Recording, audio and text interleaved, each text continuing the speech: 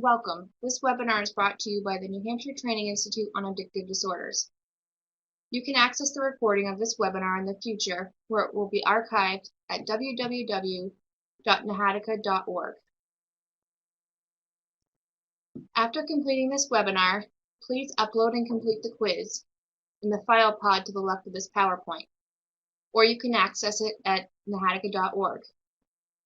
You can email, mail, or fax the completed quiz to Kim Hislop at NHTIAD@myfairpoint.net. If you're a member of NADAC or NHADACA, the certificate for this webinar is free. If you aren't a member, the fee is $15. You will receive a certificate worth 1 CEU once you have completed and passed the quiz and paid for the webinar if applicable. Through co-sponsorship with the New Hampshire Training Institute on Addictive Disorders, this one-hour event is pre-approved by the New Hampshire Board of Licensing for Alcohol and Other Drug Use Professionals.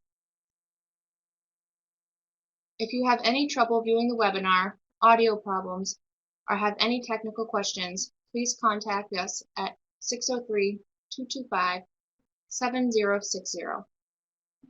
You can find this phone number on the bottom of the screen throughout the presentation. Please email any questions regarding this material you see today to nhtiad@myfairpoint.net. I'm going to turn you over to Jim Wolfing.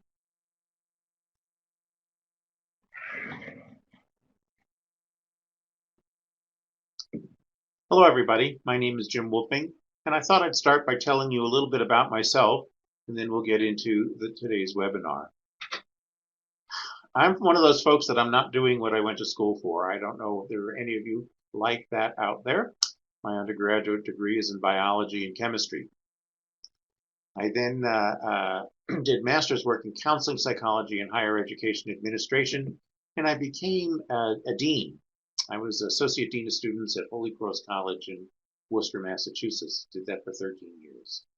I left there in 1990 to run the state of Connecticut's Professional Development Center as training manager in mental health and substance abuse, and in 1996 became self-employed, owning the New England Center. In terms of my connection with this material, I've been involved in recovery community organizations and recovery support services for nearly 20 years, helping to facilitate the formation of statewide recovery community organizations across the United States, and then in the development of several recovery support services. Chief among them would be recovery coaching. Back in 2008, I was contracted with by the Connecticut Community for Addiction Recovery, commonly known as CCAR, to develop the Recovery Coach Academy, a 5-day training for recovery coaches. And a lot of the material that we cover today will come from the research that I did to write that curriculum, and I will be referencing it as we go along. So that's a little bit about me, and now we should probably get on with our presentation.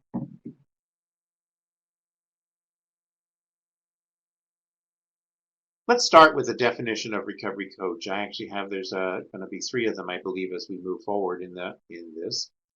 This one comes from CCAR, again, Connecticut Community for Addiction Recovery.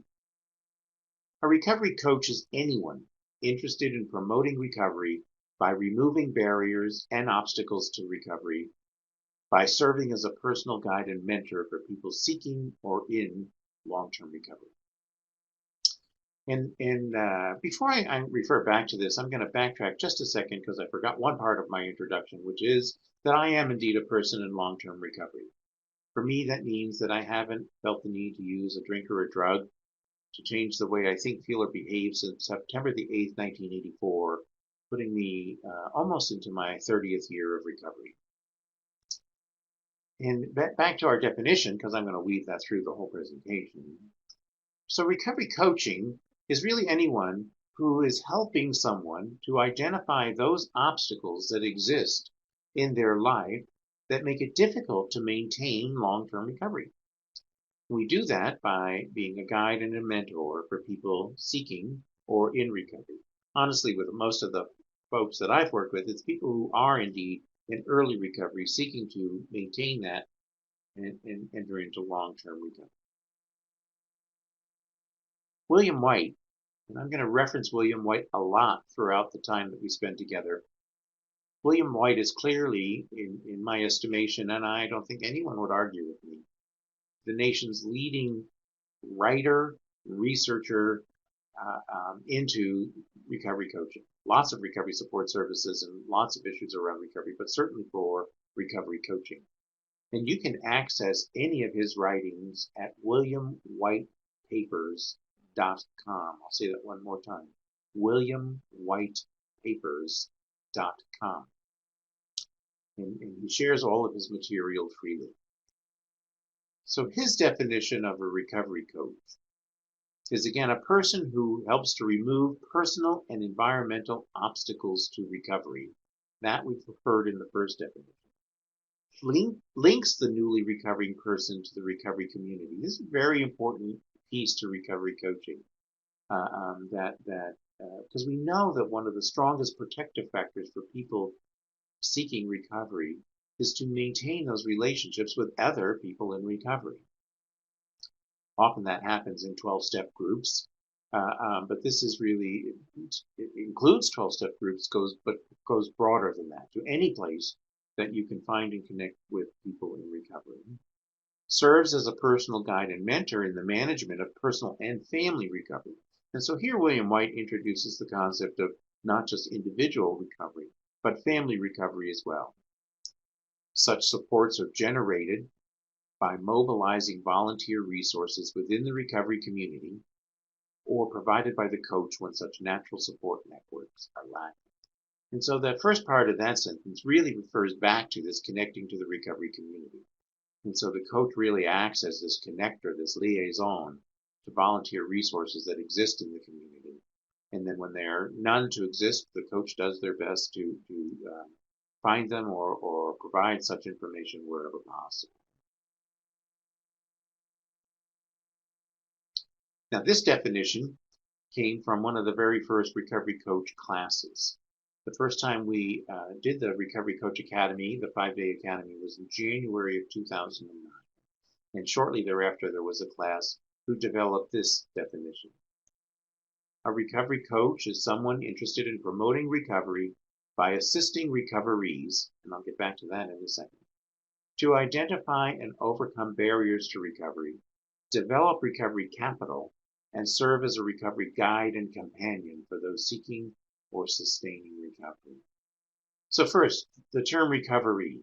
We try very hard not to use clinical terms when talking about recovery coaching and recovery coaching services, because recovery coaching is a non-clinical practice. And so therefore we don't use patient, we don't use client, we don't use consumer. And so recovery is a word that we use to talk about the person who's receiving the recovery coaching services. The piece about identifying barriers exists in both of the other definitions as well.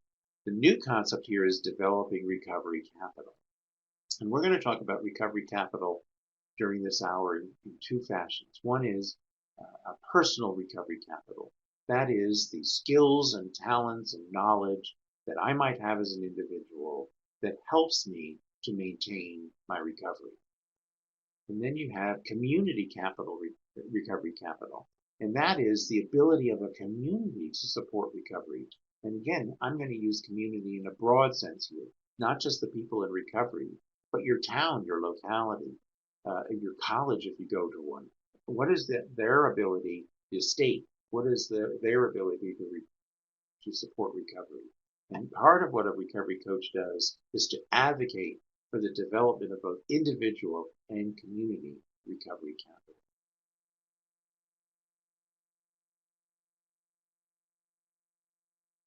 There are three overarching service roles of a recovery coach, and then we're going to cover a number of slides that talk about different aspects of a recovery coach. A personal guide and mentor for individuals seeking to achieve or maintain long-term recovery from addiction, including medicated assisted, faith-based, 12-step, and other pathways to recovery. It's clearly an important piece of recovery coaching that the coach supports all pathways to recovery. And we've got a slide later on that's going to talk about many different pathways to recovery. Connecting to instrumental recovery support resources, including housing, employment, or other professional and non-professional services.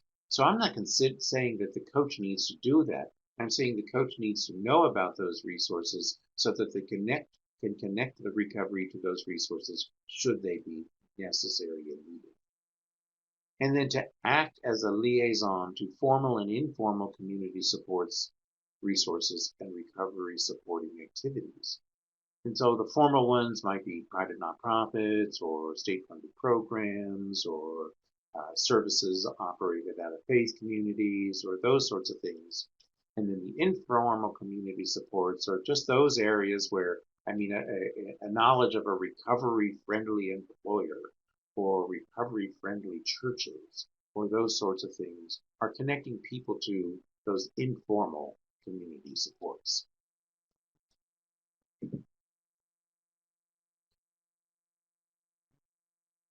More on recovery coach service roles, providing emotional and social support, listening and sharing of experience.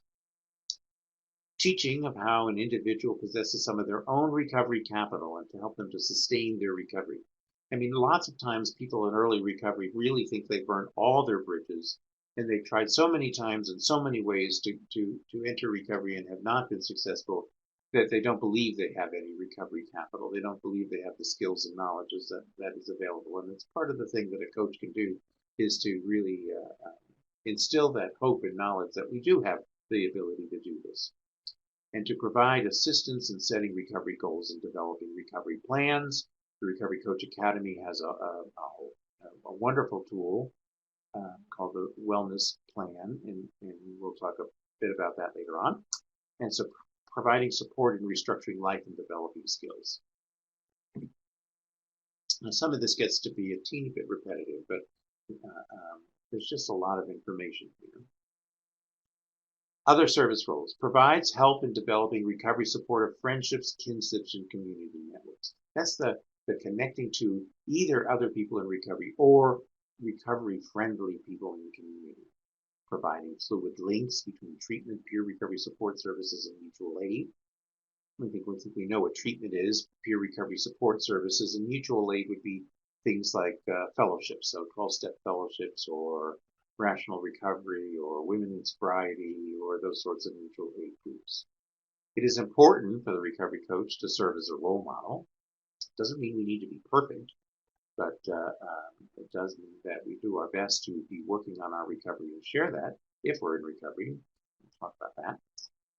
Facilitating access to resources and serving as an advocate for community and individual needs. Providing connections to health and human services and other systems, including criminal justice and child welfare. Again, it doesn't mean that the coach needs to be an expert in criminal justice or have a degree in criminal justice or know about child welfare. But we need to know enough about those systems that we can act as a liaison and a connector to those systems where it's helpful, as well as possibly serving as a liaison to probation officers, social workers, and child welfare agents.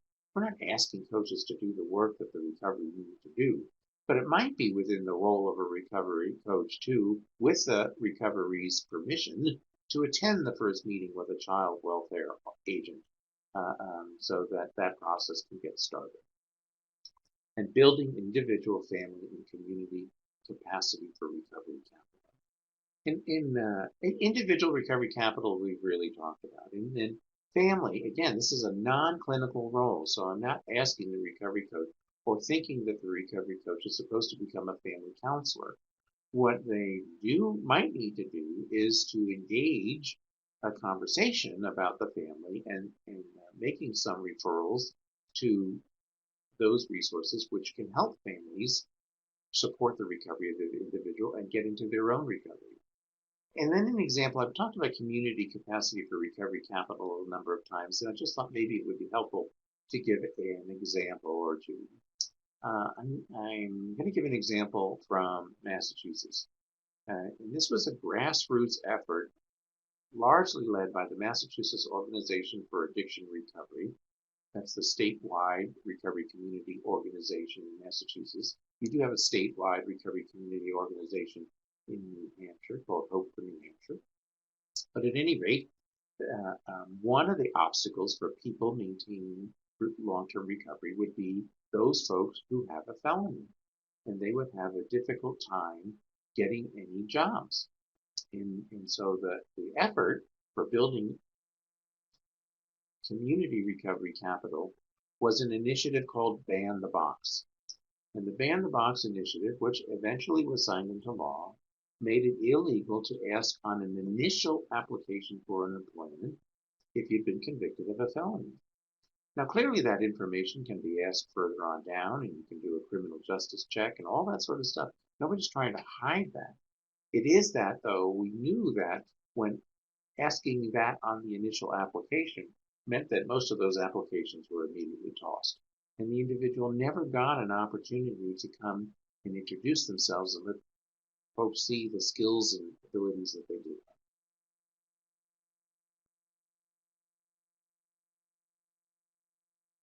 Now we're going to pause for a second for a poll question.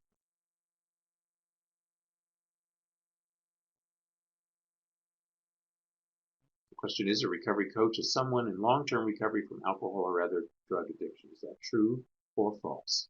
I'll give you a minute to answer. Okay. So in terms of our poll question, the answer to that is not necessarily does it have to be a person in recovery. That really changes from location to location.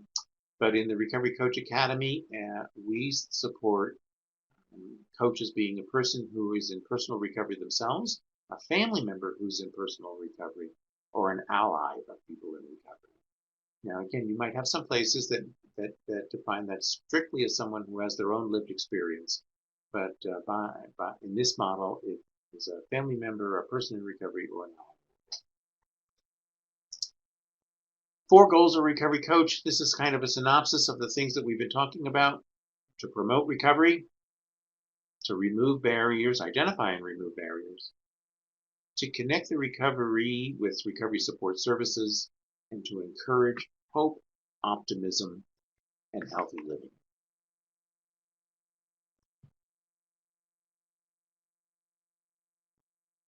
This comes out of one of the research papers done by William White on the roles of a recovery coach, a motivator and a cheerleader.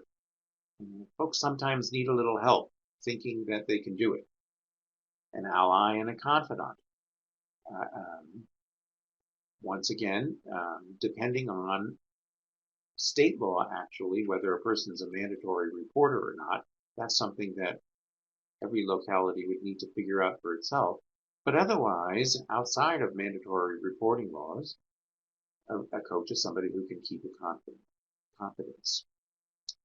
There's a truth teller as a role, so you tell the truth. You certainly say it with compassion, but you tell the truth. You act as a role model and a mentor.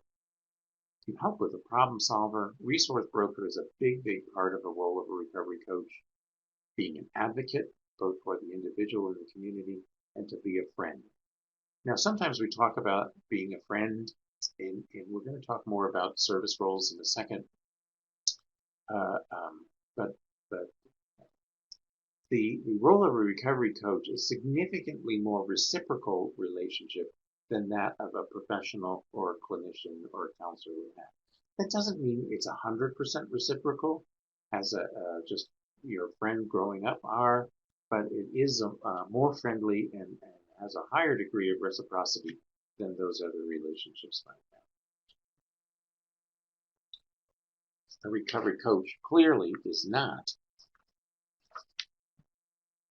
a sponsor, a counselor, a nurse or a doctor, or a clergy person. Now here I do want to step aside a second and say, it's not that a person who is in a 12-step fellowship and is a sponsor in that fellowship, that's not to say that they cannot become a recovery coach. They could certainly become a recovery coach. They just do not do the role of a sponsor while they're in their recovery coaching capacity. So, let's say that I am a person who's a sponsor in, say, Alcoholics Anonymous, and I am coaching. I'm a recovery coach, and my recovery says to me, I'm confused about what it says in the big book about how to do step 4 in chapter 5.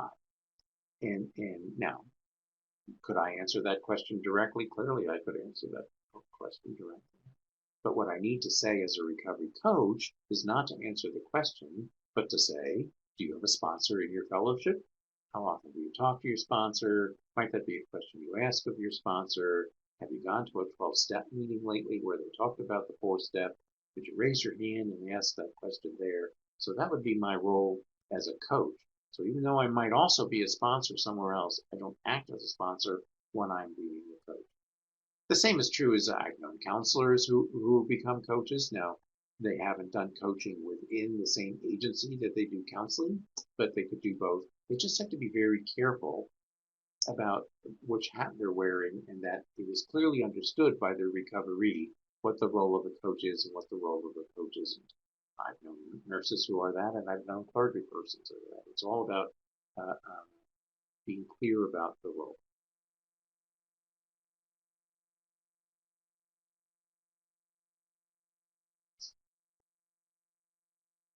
We're going to go over a number of distinguishing characteristics.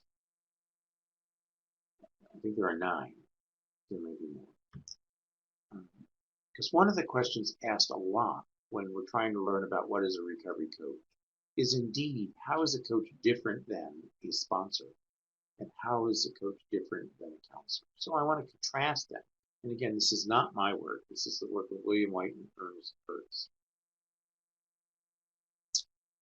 So, foundational knowledge. Where does the foundational knowledge for these 3 roles come from? For a counselor, the emphasis is on formal education, both theory and science, and it is vetted by their profession. For a coach, the emphasis is on experiential knowledge. We talk about coaches being experientially credentialed. And there is also training. The Recovery Coach Academy, an example of that training, 30 hours of training. And the coach's role is being vetted by the community of recovery coaching and recovery support services. The knowledge for being a sponsor, the emphasis is on experiential knowledge, and it is vetted by the reputation within a community of recovery. What do I mean by that? I mean that if a person came into a 12-step meeting and said, I'm looking for a sponsor, people would say, oh, go to so-and-so, they're a good sponsor. You might want to talk to so-and-so, they've done that before. Or even meetings might have people who raise their hand saying that they're willing to be a temporary sponsor. That's what we mean about vetted by the reputation within that particular community. How about organizational context? Counselors work within organizational hierarchy of a treatment organization and with direct supervision. Recovery coaches. Since we rolled the Recovery Coach Academy out in 2009, so in the ensuing 5 years, I can't tell you how much this has changed. So organizational settings span treatment organizations, allied service organizations, recovery community organizations. There's just a whole host of places where one might be able to find recovery coaching services at this point in time. And there are varying degrees of supervision. One of the last slides we'll take a look at is talking about issues that are coming up as recovery coaching is growing. And one of them is the whole issue of supervision. At CCAR, we tend to call it performance enhancement or performance enhancement support. Again, it's not trying to be fancy with words. It is because in our field, whenever we talk about supervision, most of us in our heads jump right to clinical supervision. And there isn't need for a clinical supervision for a non-clinical service. And this is clearly a non-clinical service. Sponsors, there's minimal hierarchy and no formal supervision.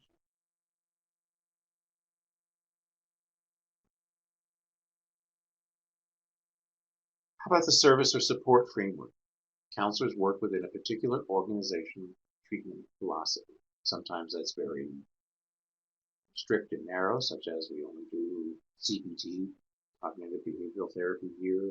Sometimes it's broader than that, but the counselor knows what that organizational treatment philosophy is. Recovery coaches, on the other hand, work across multiple frameworks of recovery via the choices of those whom they work. And so that one of the foundational principles is you're in recovery when you say you are, and you get to pick what pathway of recovery you're following. Therefore, the coach needs to work across multiple frameworks. And sponsors, of course, work within beliefs and practices of a particular recovery fellowship. I mean, most of us, while the 12 steps are about personal recovery, 12-step programs have the 12 traditions, which is really about the organizational health of the program. And one of those is singleness of purpose. So sponsors work within the belief and practice of a recovery fellowship, one of which is singleness of purpose, meaning that sponsors are supposed to do one thing in Alcoholics Anonymous to help you not drink and to follow the 12 steps as the spiritual process of recovery. In Overeaters Anonymous, to not have a compulsive relationship with food. Narcotics Anonymous, not to have a relationship with narcotics. So, but that's that singleness of purpose piece, which is a different framework from which recovery coaches work. How about the support relationship? Again, we talked a little bit about this when I first brought up the issue of reciprocity and friendship. Counselors, there's a significant power differential, an extreme separation of helper and helpee roles, explicit ethical guidelines, and high external accountability. With recovery coaching, there's a minimal power differential. Again, I'm not suggesting there's not any. If I'm a person who knows access to resources that you need, there is some power differential there. Ethical guidelines are being and actually have been developed. And there's a moderate external accountability. And with sponsorship, there's minimal power differential. The support is reciprocal and goes both ways. The relationship is governed by group conscience, and there's no external accountability. How about in style of helping? For the counselor, it's formal, personally guarded, and strategic. I mean, in many places, this has changed a lot over my last 20 years of working in recovery support service, but there are still many, many places where the counselor is not supposed to self-disclose whether they're in recovery. That's being personally guarded. Recovery coaches, variable by organizational setting, so again, that might depend on where the coach works, but generally it's personal and informal. And in sponsorship, it's informal, open, and spontaneous. I hope we got a few more of these, but I hope we're getting a sense about these different roles and how they're separate. Oh, I just talked about this a little bit. Use of self-disclosure for counselors is usually discouraged or prohibited. In recovery coach, strategic use of your own story is an expectation because there's a role model expectation. Now, in the Recovery Coach Academy, we spend 2 modules in the 5 days talking about this. That the use of your story should be strategic, so it should be to elaborate a point or make a connection. The session is not about you; it's about them. But there is an expectation of use of self, and in sponsorship, strategic use of your own story and role model expectations. Temporal orientation, what are we focusing on? Counselors have considerable focus on past experience. Recovery coaching focuses on the present. What can I do to help strengthen your recovery today? So it very much stays in the present. When recovery coaches find themselves talking into past, they're really getting out of their lane, and we'll talk about that in a second. And that would be for me a flag that a referral is needed to a counselor who is trained and better prepared to delve into past experiences. In sponsorship, it's variable by the different fellowships and the stage of recovery of the sponsee. And clearly the fourth step looks at the past. So there's part of that that goes on in sponsorship. How about how long does the relationship last? I'm sure counselors will get an understanding. A brief and ever briefer. Recovery coaches measured in months or years via sustained recovery checkups. So again, I can't, there is not, William White talks about the need for 5 years of checkups. Doesn't mean that a person has a coach for 5 years, although I've seen that happen. But it does mean that there should be some connection to checking in for quite a while. And of course, sponsorship varies significantly and can span several years, if not decades. How about the role of community in recovery? Counselors have an intrapersonal and an interpersonal focus, but there's a minimal focus on the ecology of recovery. Now, I've had some counselors argue that, and so I'm not saying that it's that there's no focus on the ecology of recovery and that there's no advocacy, but it's not the same amount as it would be in coaching. Because in coaching, there's a focus on linking to community resources and building community recovery capital. Remember, so there's significant advocacy work.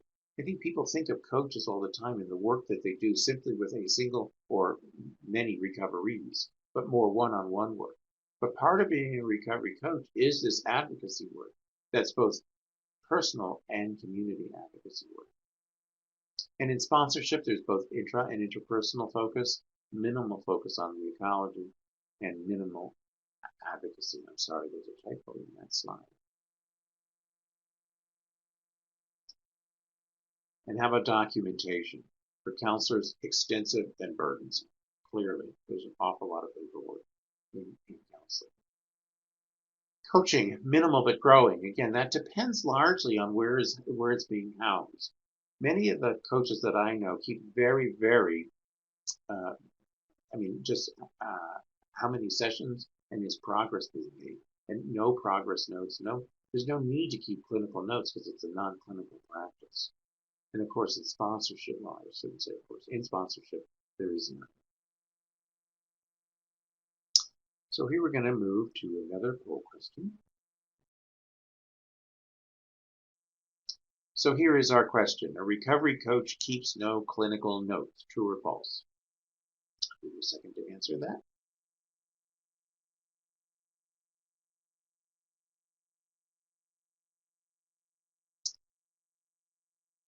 So the answer to that is false. They're not clinical notes. Again, I'm not saying that there's no documentation. They may need to document that the person showed up for a session or how long they've been coming to sessions or that sort of thing. So that might be documented. But in terms of clinical notes, it's a non-clinical practice. So there are no notes that are clinical notes. A couple more, maybe one or two. How about money? Counselors work as a paid helper. Either the client or a third party pays for that service. Recovery coaching is interesting. It's one of the clear conversations that are happening a lot around the country about recovery coaches. Some of them work in volunteer positions, some of them work in paid positions, some of them have stipends and not salaries. So there's a wide variety of money involved in recovery coaching. Again, the service can be paid for by the person being coached or by a third party. And in sponsorship, provide support only as a part of one's own service work. There are no fees paid to sponsors for the recovery fellowship for that role. Again, this is simply a slide that talks about where you can find more information on this monograph that takes a look at recovery coaching and counselors and the importance of role clarity. But leave that up there for a second. Somebody might want to take a note on that.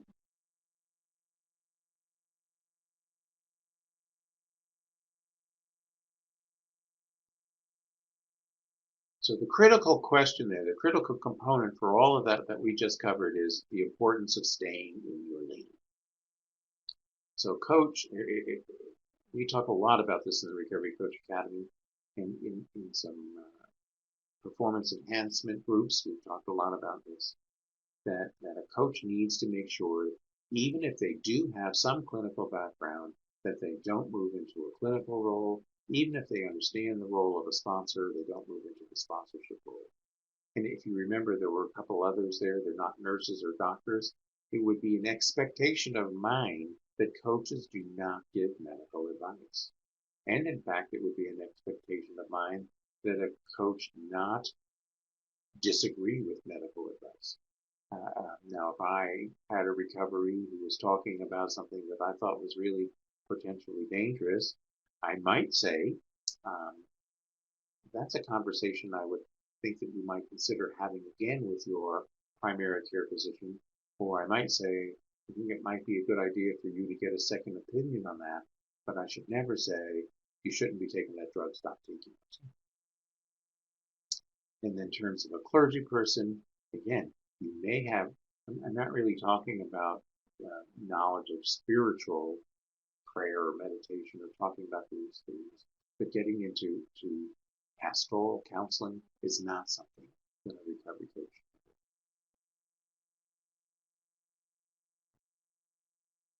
do. Moving on from those, comparing counselors and sponsors and coaches, a few basic tenets that are of critical importance to the recovery coach as provided through this model. You're in recovery when you say you are. This generates a lot of discussion. It simply says that the coach doesn't tell somebody that's not recovery. One of the coach's favorite sayings might be, or questions might be, so how's that working for you? But I want to give you a clear example. I was training the Recovery Coach Academy out in Iowa. And there was a gentleman who was really struggling with this, you're in recovery when you say you are. And he told this story. He told the story of working with a woman who was a methamphetamine addict in recovery. And as an active methamphetamine addict, she lost just about everything. She lost her job, she lost her car, then she lost her housing, then her children were removed from her care, she lost her physical health, she actually lost her teeth. And so she lost lots of things due to her methamphetamine addiction. And now he's been working with her for a number of years, and she's gotten a lot of those things back. She's gotten her physical health back, she got a job, she got a place to live, she drives an old clunker, but it certainly gets her back and forth to work and does what she needs to do, and she's made application for getting her children back. And he was frustrated by this because he says, but don't you know, she still smokes marijuana once or twice a month on the weekend, and I'm supposed to say she's in recovery? And my response to him was, you're not supposed to say she's not in recovery. I don't want you denying the wonderful advancements she has made in her recovery. Doesn't mean that you don't challenge it. Doesn't mean that you don't say, let's say you're pulled over for a routine traffic stop and the police officer smells marijuana in your car. Have you thought what that would do to your application to get your children? So I ask those questions, but I don't define the person's recovery for them, because in this model, we support all pathways. Another basic tenet, what one does or does not need to be in recovery to be a coach. The reason that's in there is because, again, this varies from place to place to place. In the CCAR model, you don't need to be in personal recovery. You need to be in recovery, a family member in recovery, or an ally in recovery to be a coach. There are some places that say that you have to have the lived experience yourself. And then a recovery coach model is neither a clinical model nor a 12-step model. And I've talked about that a number of times already, but it just bears repeating because it gets confused so often. Here's this slide on pathways. There are a number of different pathways to recovery, and I just want to talk a little bit about them. And I will tell you that in the Recovery Coach Academy, we spent some time on this, and we actually asked people then to talk about how easy or difficult would it be to support a particular pathway. Because I think it's one thing for us to say, of course we support all pathways for recovery, and then when the rubber hits the road, it might get a little more difficult. So the scope of recovery, primary and secondary. A primary path to recovery would be that I only want to focus on my chemical health and nothing else. So I don't really want to look into job training, and I don't really want to look into any of the other parts of that. I only want to focus on not using. Versus primary and secondary pathway to recovery, which treats the person, not treats the person, where the person sees their recovery in a more holistic frame of reference, touching many aspects of their life. And so again, the question would be, how well could you support both of these pathways? Then we get into types of recovery, which is one of those areas that generates probably the most conversation. Abstinence-based. We pretty much understand abstinence-based. Abstinence-based as a recovery pathway talks about the cessation of all mood or mind-altering drugs. Moderation-based, however, sometimes referred to as harm reduction, Luke talks about the reduction of one's use of any alcohol or drug to a point where it no longer meets clinical definition. And the medicated assisted or medically assisted recovery are folks who are using some sort of pharmacological drug to aid in their recovery. We're most familiar with methadone or something like that, but there are actually many of them. And those are three different types of recovery. And the question is, how well can you sit across someone as a coach and with a recovery and support their pathway? The context of recovery is very interesting. Solo treatment assisted, peer assisted. So solo recovery is actually people who get into recovery all on their own. They didn't use any treatment modality. They don't see a counselor. They don't go to a 12-step or other mutual aid group. They simply do it on their own. And in reality, and some of the research shows that these are probably the majority of people in recovery fall into the category. And of course, most of us that work in helping professions don't know them because they don't come to us, but they do exist. One of the examples I could give you folks to understand a little bit about that, because it seems, for me, it was a hard concept around alcohol or drugs, or even gambling, or sex addiction, those sorts of things, is to think about how many people you know who are former smokers. Most of us know a lot of people who are former smokers, because the percentage of adults who smoke in America is down around 20%. And yet the majority of those people, in actuality, the vast majority of those people did that without seeking Nicotine Anonymous or Smokers Anonymous, and without necessarily going to their doctor to get the patch or something to get a prescription.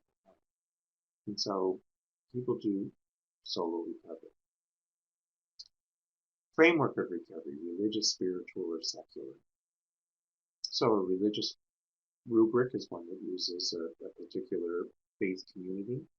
A spiritual, it might be broader than that, but again, spiritual and religious frameworks often overlap. And then you have a secular approach, framework of recovery, in which there is no reliance on God or a higher power. Recovery identity, neutral, recovery positive, or recovery negative. So neutral is that I'm in recovery, but I don't really think about being in recovery. It's not how I identify myself. I've simply not used. I haven't used in a number of years, still don't use, but I've just gone about my life. Recovery positive are people who being in recovery is part of how they think of themselves, is part of their identity. They're happy to be in recovery. It's folks who say they are grateful recovering. These are people with recovery positive. And then recovery negative are people who do identify as being in recovery but rarely share it out of some guilt or shame that still exists with being in recovery. And finally, recovery termination. And again, you hear this sometimes, both in our clinical practice as well as in mutual aid groups. People who say they're in recovery, people who say they have recovered, and people who are recovering. And so, to be a coach, one would need to support any of those pathways. That's not saying that they're all going to be easy. I myself would have difficulty with a recovery negative person. I would want them to be positive about being in recovery. But I would need to support where they're at and meet the recovery where they're at.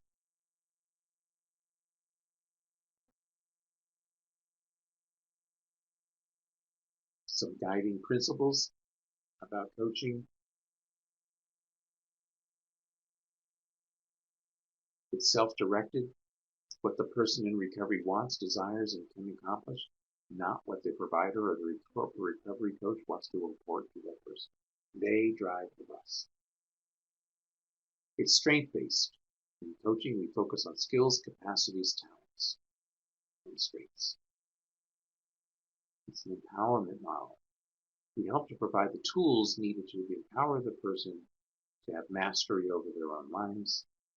And again, I'm not saying that this is different than counseling. I think this is a core value of coaching. And basic needs. Recovery is very difficult without meaning, purpose, goals, housing, work, and personal development. It's not that I've never ever known a person who is experiencing homelessness get into recovery. I just think it's very, very difficult for someone to do. And so part of coaching is to help people with finding meaning, purpose, helping them with goals, housing, work, and their own personal development.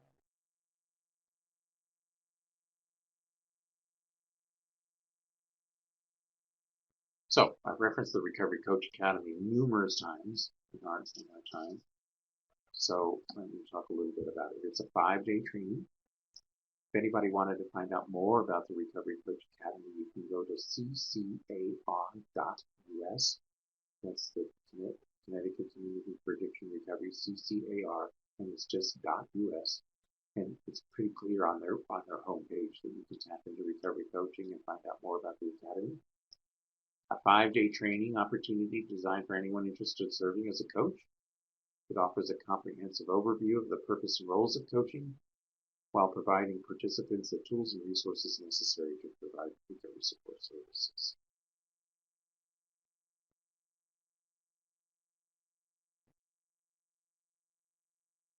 The time spent in the 5-day training is divided somewhat equally between two main components. One is the knowledge and skills necessary to be a coach, and the other is a self-exploration of your ideas, your beliefs, and your biases.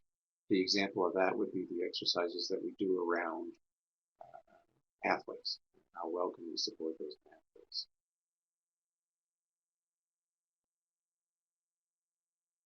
It's not necessarily done 5 days in a row. There are places that have done that, say, every Monday for 5 Mondays or whatever the case may be, but it is altogether a 30-hour.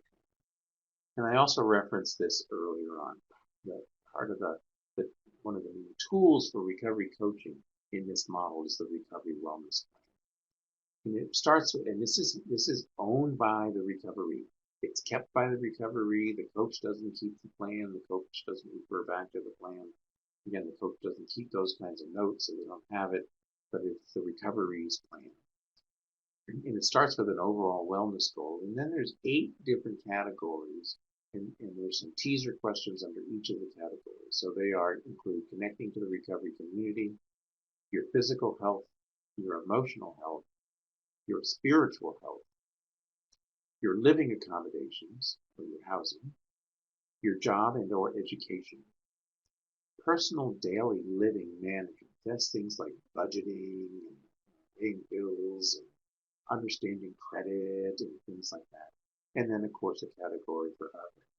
And so when working with the recovery coach goes over this wellness plan, and the recovery then would select 1 or 2 of those areas to make a goal about it. And we do use what's the acronym SMART goals: specific, measurable, attainable, realistic, and time-related.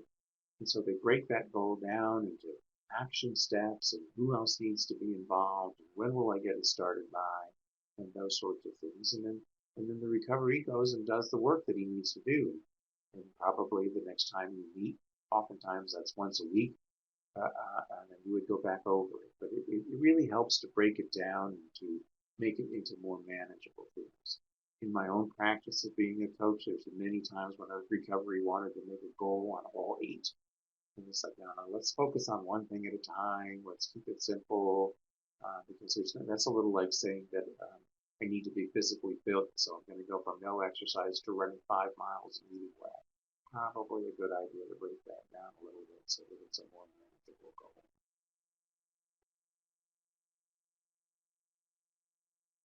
So where is coaching headed?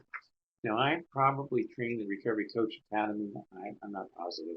I would say in 10, 12, 15 states, somewhere like that, in a number of times. And I've worked with recovery community organizations who are bringing in recovery coaching and working over some of these issues. And so some of the things that we're talking about nationally are this whole idea about whether recovery coaching should be volunteer or paid. Again, in the very beginning, back in 2009, it was largely volunteer. One of the things that changed that was access to recovery grants across the country. And many access to recovery grants included recovery coaching as a billable service. And then that sort of changed that whole milieu, and we started talking about stipends and that sort of thing. I know recovery coaches who coach for fee for service. So that's just part of an evolving service. And at this point, it's pretty clear to say that both exist, that some coaches are volunteer and some coaches are paid. How about certifying addiction recovery coaches? Well, there are some certifications that presently exist. The Connecticut Certification Board has a CARC, a Certified Addiction Recovery Coach. That's being adapted in New York State. I know that. And I know that the ICRC, hope I get this right, the International Certification Reciprocity Consortium, has also developed a certification. And so this is fairly new, I would say within the last 2 years, but things are moving in that direction. And again, it's, met with some resistance in some places because coaching is supposed to be a peer recovery support. And is this moving it more back into the professional versus the peer support? And those questions are simply being talked about. Performance support and supervision, clearly something that's moving forward. Again, I am an advocate of calling it performance support, but clearly coaches need an ability to meet with other coaches and to meet in a fashion where they can talk about different things that are going on in the service of, in the delivery of that service, and where they might have gotten stuck, or a resource they need that didn't know, or simply how to get better at doing what they're doing. And so that's being developed. Ethical codes of conduct. Again, both of those certifications have ethical codes of conduct, so they are presently available. And then training. The one that I'm most familiar with is the Connecticut Certification Board, which has 60-hour training hours needed for that certification. Now, the Recovery Coach Academy covers 30 of those hours. In that certification, an additional 15 hours has to be in ethics. So there is a course out, Ethical Considerations for Recovery Coaching. You can also find that on the CPAR website. I developed that training, and it's available. It's a 2-day training. And then other training is as necessary. And then agency training and planning for supporting recovery coaching. This is really, of the 5 bullets, the one that's probably newest in its development. But that's about, recovery coaching, as we already said earlier, really fits in a number of different places. In the very beginning, it was largely housed in recovery community organizations. And then there were different treatment centers or allied health centers or clinically focused organizations that wanted to bring it in. And I'm not saying, because I've known it to be successful, so I'm not saying it can't be. But it really means that that place needs to take a look at some of the procedures and protocols that they have that may not necessarily support a peer-to-peer based service that's more reciprocal in nature than counselors. So that's all that's saying, is that I've been brought in to do some training and to plan for supporting recovery coaching at agencies which don't normally have the infrastructure that supports them.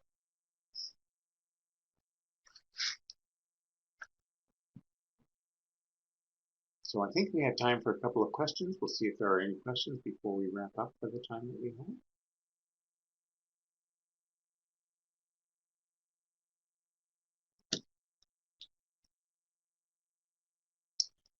There's one here. Just to be clear, can an AA sponsor be a recovery coach as well? Again, yeah, a person who is an AA sponsor could be a recovery coach. They just can't do both services to the same person and in the same. You wouldn't go to an AA meeting and offer recovery coaching services. And when you are a recovery coach, you wouldn't be doing the role that a sponsor should be doing. You would be referring the person back. But I know a number of people that wear both hats. They just need to be particularly mindful of staying in their lane. I think that wraps up our time, and I appreciate your being with me.